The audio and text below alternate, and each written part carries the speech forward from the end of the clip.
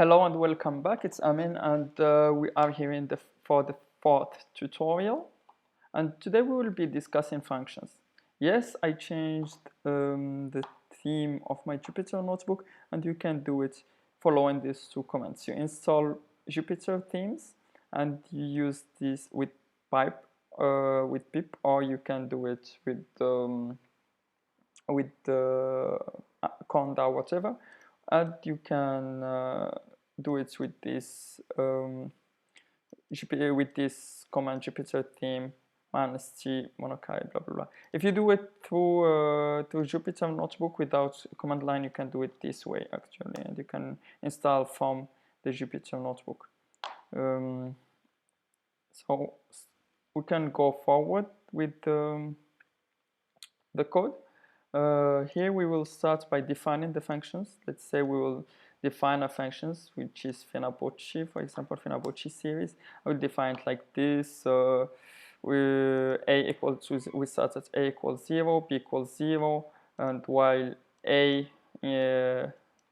less than n, smaller than n, we print a, and we print a space, and for a it will be b, it will be the next value of the next one, and b will be a plus b. It's a very recurrent function to develop. So this is Fibonacci of 2000, and you can see how very fast it develops. So this is what is a function. It's a function. It's a function object, fib, and we can do also like name it to make it have another name, like f equals fib, and f of 100. If Fibonacci of 100 is this, it prints the list of the Fibonacci series. 100, not the first 100 ones. Well, we can change it to print like the first 100 ones for an example, like here we have fib till n, and while let's say here we can add like something like count, but we will have 2000 of this, but we can do it till 100. For example, we can add count and say, okay, we will start counting at 0, and while count, let's say less than n, let's say we'll say, okay, Fibonacci of the first whatever numbers, whatever Fibonacci, the first 100. Let's say we want to make the first 100 Fibonacci element, count blah blah blah, and here we say count plus equal 1. This is an operator. We will also I didn't talk about it, but we will also have a look at it. It's like equal count plus 1. It's like we increment the count. So instead we'll do just count like this. And normally with this we'll have the whole the first the first n, like do like Fibonacci of 100. We will have the first 100 Fibonacci elements. If you see, that's why I didn't do 2000, because it will take quite a lot of space and a lot of yeah, let's say just a lot of space. For here, it's this one, and let's say Fibonacci of 0. Here it's nothing, because we don't have actually the value of Fibonacci of 0. It's also like it's nothing, since it's not for no elements, even for this function. So if we say what is the Fibonacci, the fib 0, or print fib 0, it's none, it's nothing. Next forward, we'll have another function of Fibonacci, and here we will make a list. Before we have done it in some kind of string with some space, like we end at space. Here it will be like results, and we will append each time the result A. And here we can see that it will return a list. We can do the same, like we can do the same exercise here a bit to practice. I can leave it to you, and you can comment it in the comments if you find how to do it for the first 100 elements. It's going to be a nice exercise. Next forward would be the default argument values. Let's say here we want, we have arguments. First we have, in the first function we had just one argument, and now we have we can have multiple arguments. Let's say we have some we have a prompt. It's what we will input when we will answer. For example, for this function, we'll have a number of retries. This retries here is it's in here, and it's when you have used all your retries, you will have an error.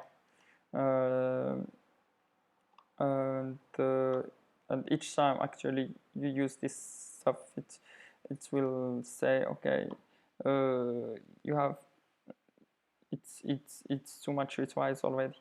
And here you have reminder, please try again.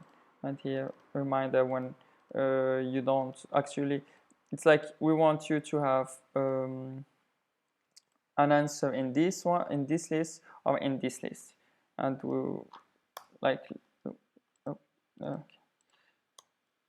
Let's do it. So do you want to quit? I will do my 4 retries, so I will just say some stuff that is not in these lists. A. So here I have the error here because I have done a lot of retries. Please try again. We can say, okay, do you really want to quit? Yes, that's enough. But still this yes is not the correct yes, which is not in this thing, so we just type the normal yes. So it's true, and when you return true, you're out of the, actually when you return a value, you're out of the function. So each time you return, you're out of the function. Let's say here no, and it will be also false, but you return a value, so you have a value. And here we return, this is what we call a boolean. We can go, we'll see into types also later on a bit, what a boolean type is. And boolean is like true or false, 0, 1. They're also quite useful in programming. Also this value error is an error, we'll also dig into it more in details later on. Here we can change the number of retries. Here the second argument is retries. We can change it. Let's say here we have just 2 retries. I do it 2 times, and the 3rd times they will say, okay, that's too much. You have done your retries. The other one will have 2 retries, but the message, like the reminder here, they say please try again. Here the reminder will change. It will be like something here because we print this kind of reminder here from this function. So if you see, we take that, we always kind of use the same arguments in the function. So we will use here these arguments in the function. So we use these arguments. We say, hey, okay, come on, only yes or no, only yes or no, and that's fine. And here you say A and okay, I quit, but I do it this way. Yes, it shouldn't be, because there is also a difference between uppercase and lowercase in programming, in case if you don't yet know it. Another thing is scopes and functions. For example, here we define a function, and with the argument it's 1, it's I, and I we define it somewhere, it's 5, and here we print the arg. Even if we change I equal to 6, but f prints actually prints this one at this place. Actually, it points. Let's say it points it here when it is since this I is before this one. If this I was, let's say, before the definition of this function, it will be 6. Or if both of those i's were after this function, it will be an error. Or it won't be an error since here in Jupyter, like I is saved. But let's say another G, it will be an error because it doesn't know what is J. So this is for this. Another thing that we have to be very careful is here. For example, this one is not is kind of immutable. But what about if we have a list and it's a list that is kind of mutable? Here we say, okay, I'll equal this kind of empty list, and each time we call f, we with an argument a, we append actually this list with a, and we return the list. If we do it 3 times, actually the list that is inside the function gets appended 3 times with the value. So here it's not a list that is empty anymore. We sometimes want to have just an empty list and append one element. Or maybe we want this kind of behavior, but we can prevent this kind of behavior of happening by doing it this way. Instead of doing it with like a list like this, we can initialize it as being none. And we say, okay, because if we call it here without calling L, it will be none. So we say, okay, if list is none, list here we do list equal to this, and then we append. So if we retry these ones, okay.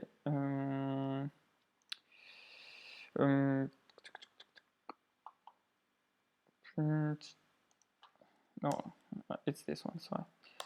So if we because I was doing it on the other.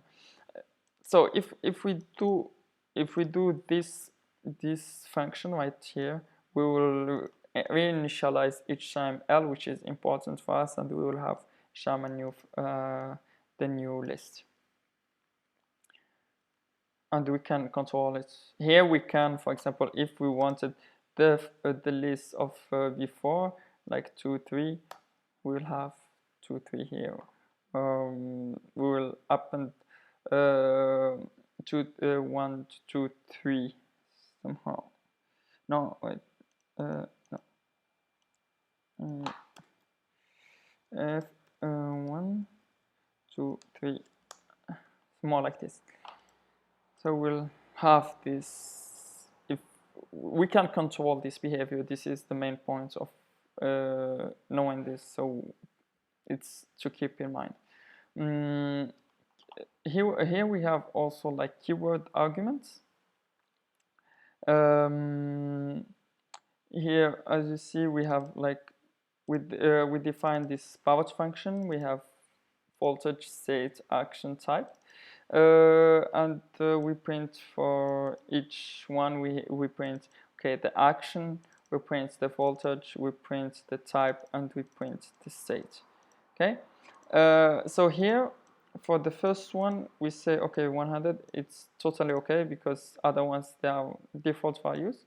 It's one positional argument. This, we call it a positional argument.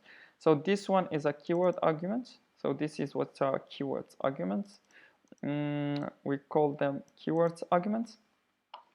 So here we have 2 keyword arguments. We will update both of them, like voltage and action. And here we have also 2 keyword arguments. If you see, we can also swap the keyword arguments, and it won't cost too much because they are keyword arguments. And here we have 3 positional arguments. So here, actually, this one will go here, this one will go here, and this one will go here, and here we have one positional argument and one keyword. So this one will go here, and state will go to state. Okay, so we can try to see what it does. So here you can see 1000, and it will just print Steve from Norwegian blue, and here we have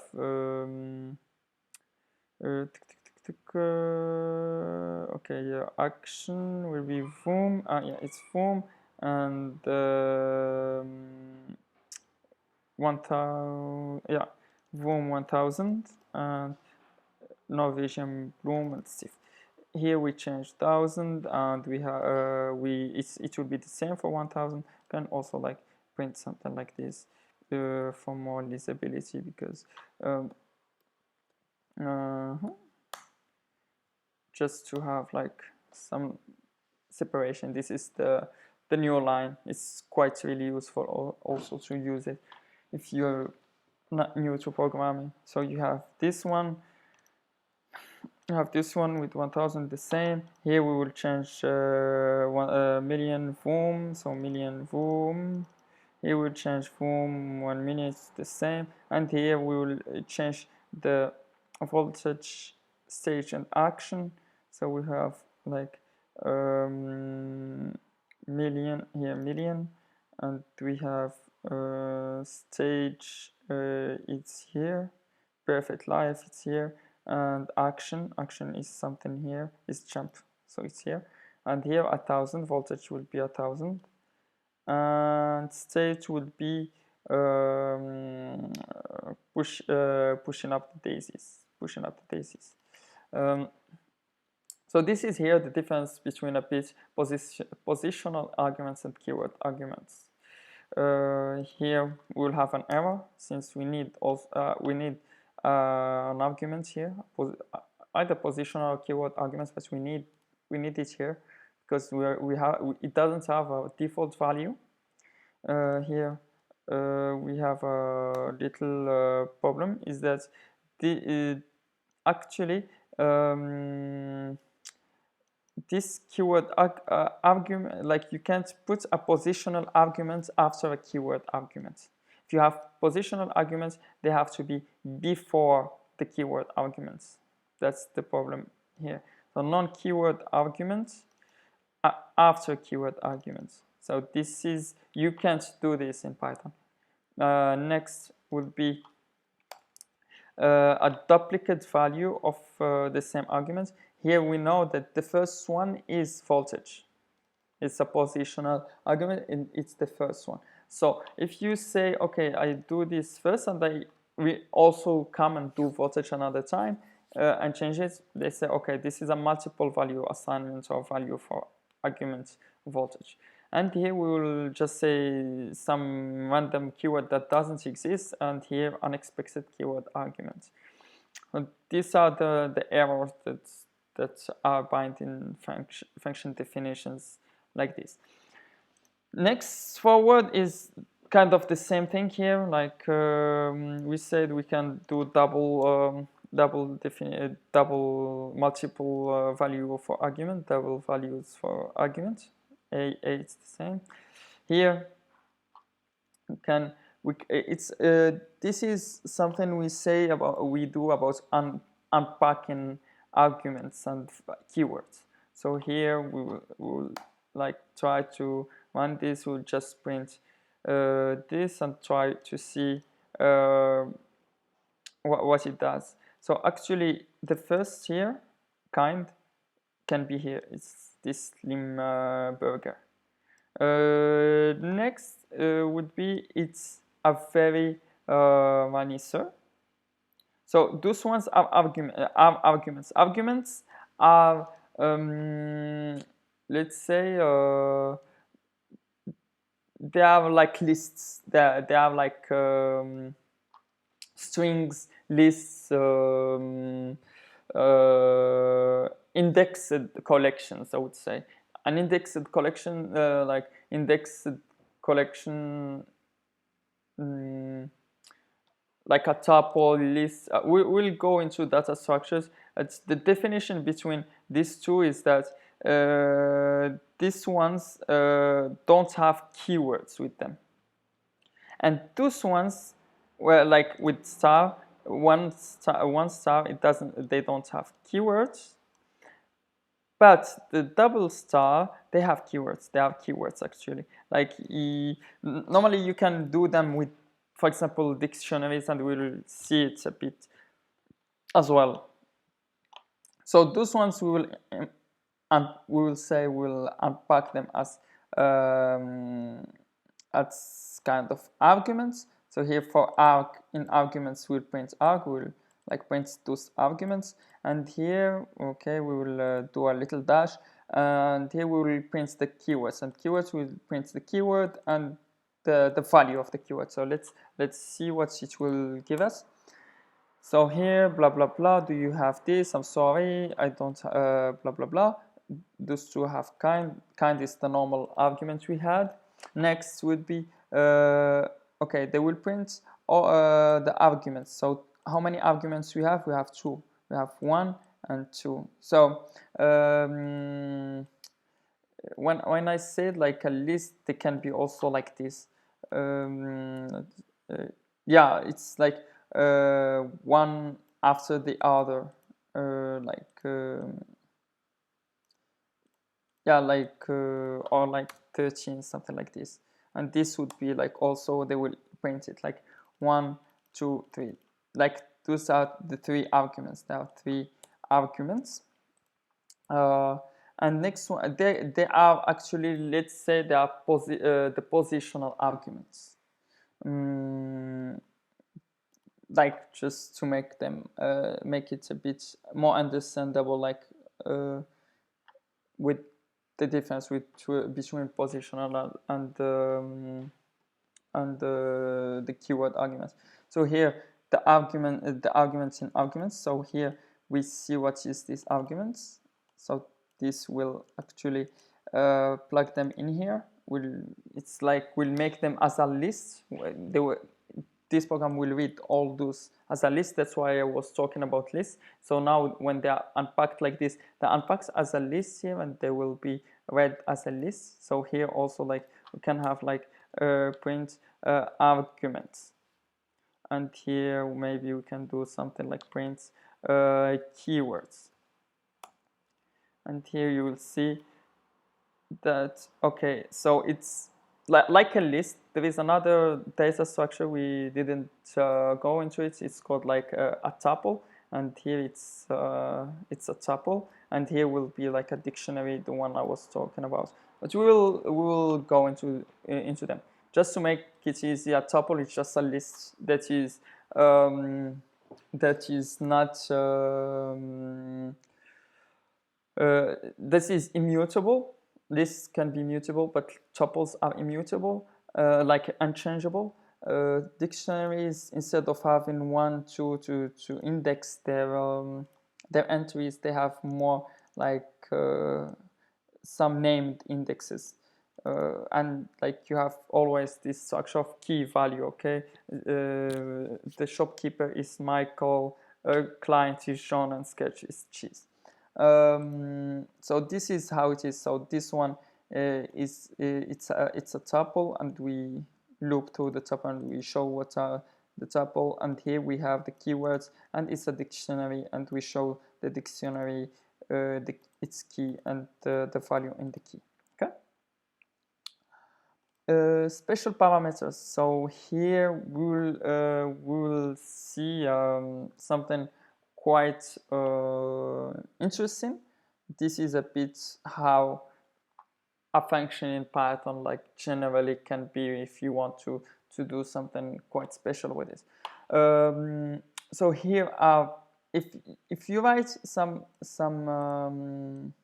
let's say some arguments before this slash, they would be positional only.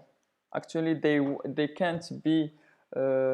We'll go through examples, and it will be more easily understandable. Just those ones we can't access them with keyword like we were doing before. If they are before the slash, and will be sometimes there are some utility for that. Pos or keyword, here it's positional or keyword, it's like standard, it's like normal, and before this, like all the positional or keyword will do them before this, and here after this there will be just keyword only.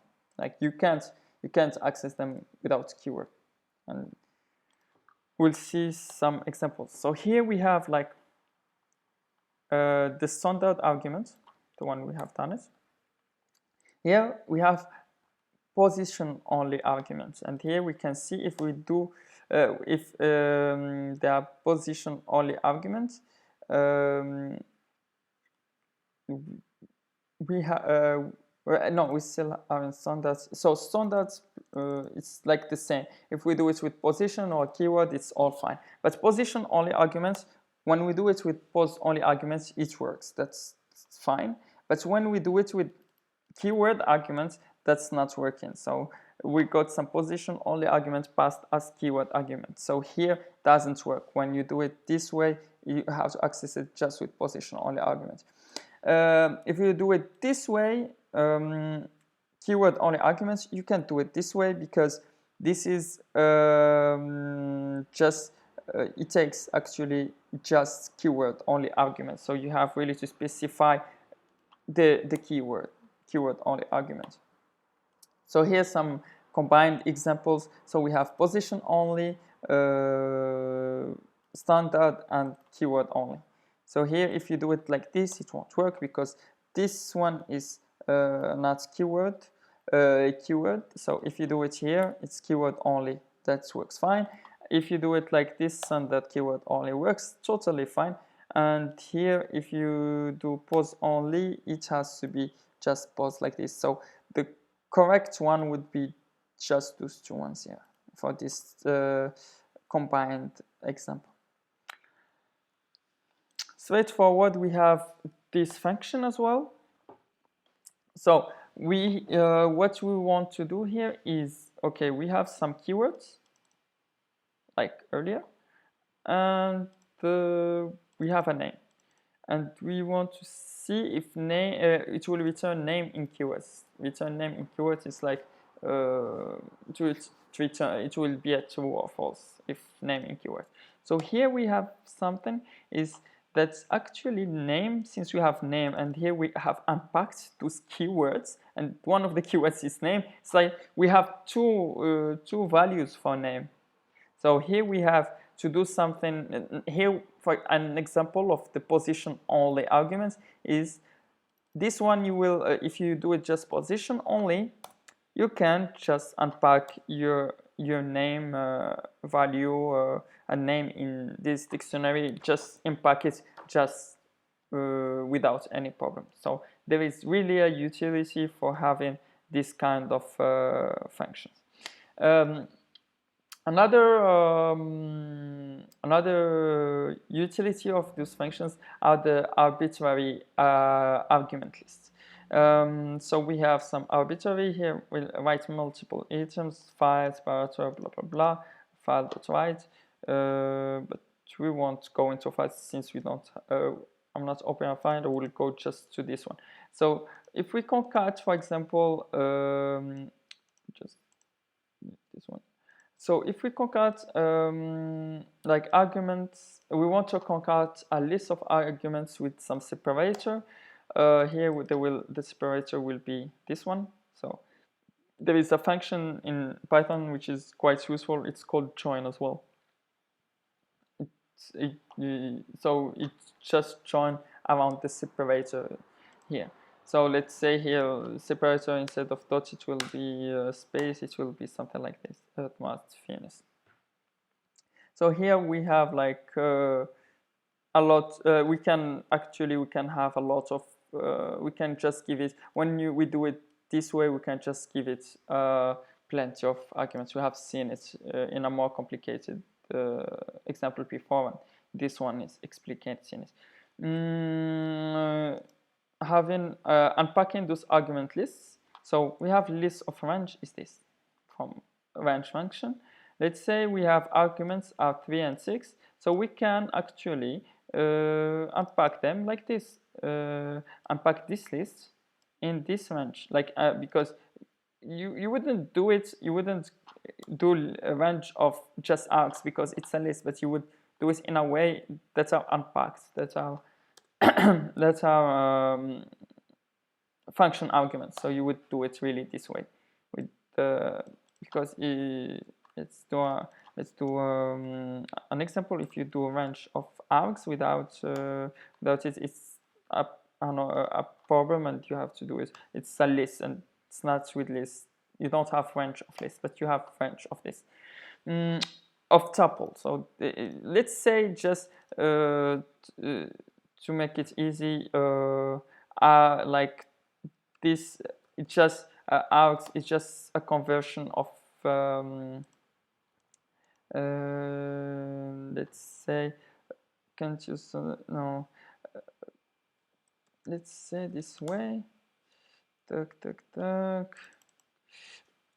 Just to make it simple, like this one is like a tuple, like just a conversion of the list to a tuple.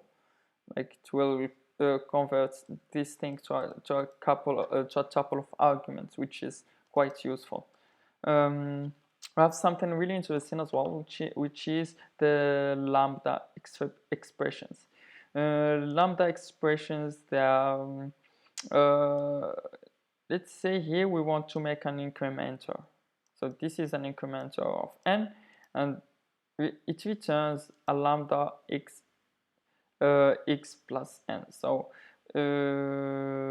whatever x, not whatever x you have, but let's say here you have two functions, by just to make it also like understandable. Lambda in itself is a function. This is a lambda expression in itself is a function. So it returns. It's a function of parameter x. So you let's say for n you make it 42. Will make so f, it's you will make a function out of the function. That's why there are two functions here. So here you make n, you fix it for 42. Okay, and here if you want to increment this 42 with 0, it will be 42, and you increment it with 1, it will be 41. So actually what it does, it returns to you the value of your initial value plus this second argument f2, f1. This might seem not that straightforward. I will make something more graspable, I would say. Let's say we have a range of 5, list range of 5. Okay, so lambda expressions, they can be really useful in situations like this. We want, for example, have like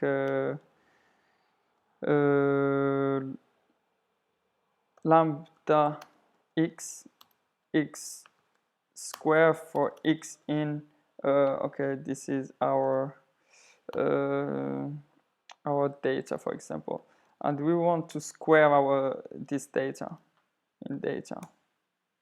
So yeah, lambda x list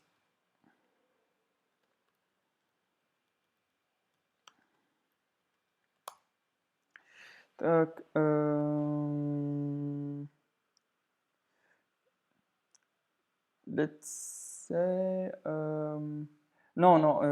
sorry, it's more, it would be like more list of map. There is like another functionality that is also like useful. It's like you like just you map actually this function instead of like writing a big function that you will go through the data and go through the loops and stuff. You will map actually this function to this data, and it will be something like this, and it will actually do this function for you. The function, it calculates the square. Let's say the function it's something more complicated. It will be like x square plus max of data x plus max data square. So it can be something like this. So this is what is a lambda function. It actually it comes quite handy to write one-line functions. We'll go into more deeper into the map functions and other functions later on. Also, it can come also very handy. For example, you have some pairs, a list of pairs. They are like 1, 2, 3, 4. And you want to sort them. You want to sort them, for example, on this value. Instead of sorting them on this value, they are already sorted on 1, 2, 3, 4. But you want to sort them on this value. So there is a function in Python. It sorts, and it accepts an argument that is called key, and it can be a function. And here we can put it directly as a lambda function, and we say here we want to sort it on the second element, on this one.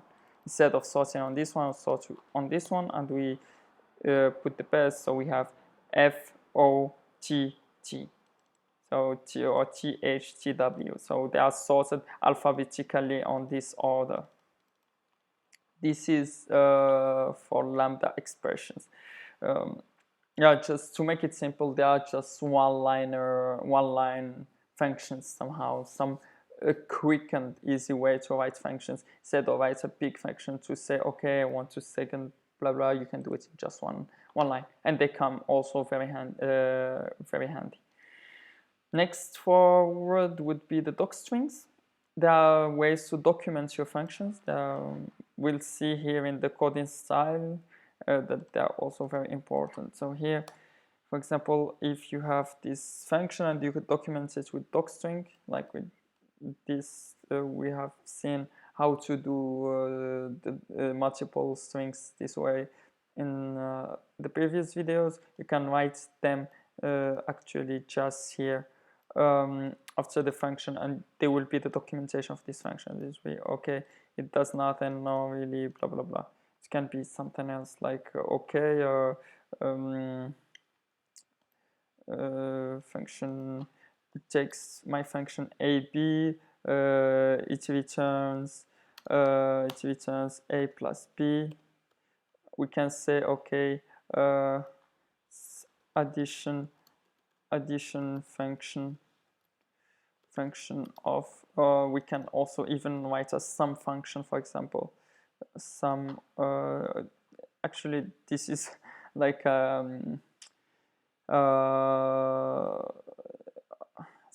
it's a function from a Python function. Let's say some like this, and it's also from the style guides to do it this way if this name is used or it's a duplicate or something. So here we can take like args, like we were doing args, and here we can say okay, some function of multiple arguments. We can say that here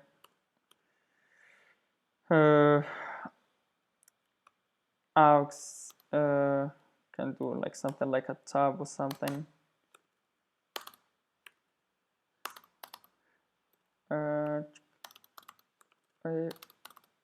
Some args arguments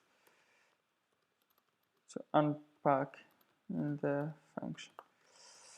So here we can return sum of args. We can return sum of args. Let's say maybe it will work. So here print sum. Here we have that sum function of multiple arguments, blah blah blah blah blah blah, and here we can do sum of 1, 2, 3, and here no, we can just sum of args. I guess it will be, yeah.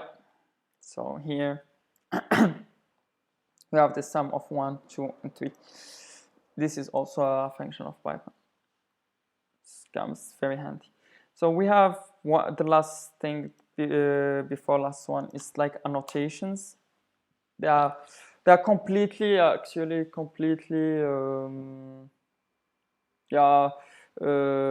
don't do something to your functions, but they are like metadata to your function. So if you do f of spam, so it tells you that okay, ham is a string, x is a string, and the return should be also a string. It's like some metadata instead of just defining functions like this normally without telling what should be like what type of argument it should be. This can be helpful. This can be helpful, like if you want to make your types more restrictive, and to have like some metadata about them, and restrictive also the return and everything. Last thing we will see together in this course would be, now that you know how to code mostly, so with this outline you really know how to code.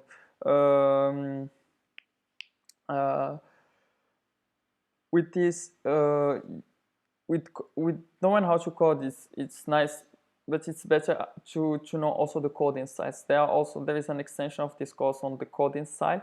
Here there is already a little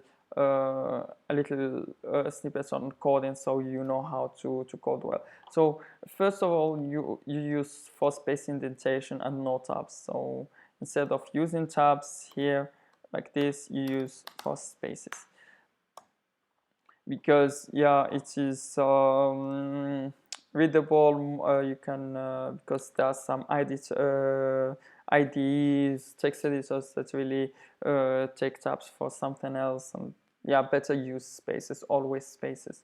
Verb lines, so that they don't exceed 79 characters. So if you have really 2 long lines like this, you have like a pair like this that is going till like this. This is more than 79 characters. So what you do, you verb them. You put them here, so it's more legible. Yeah, more readable. And yeah, use blank lines to separate functions and classes and larger blocks of larger blocks of code inside functions. So always, yeah, you have we will see about classes shortly, but always use a blank line after your functions and classes, function definitions and class definition. When possible, put comments on a line of their own, not comment not here, but more here. Use docstrings. Always use docstrings. Always when you use them. Use spaces around operators and commas. Always like spaces after commas and around operators. It's for readability. It's really useful. There are some people who really don't know how to do this, and this is really important. Name your classes and functions consistently. Classes, they should be named in upper camel case. This way, this is how you name as an upper camel case. For functions and methods, they have to be in lowercase with underscores. Always use self as the name and the first method arguments. We'll dig into arguments later, but they are like functions of classes that are inside classes. We will, if you don't know what I'm talking about, we'll dig into it later.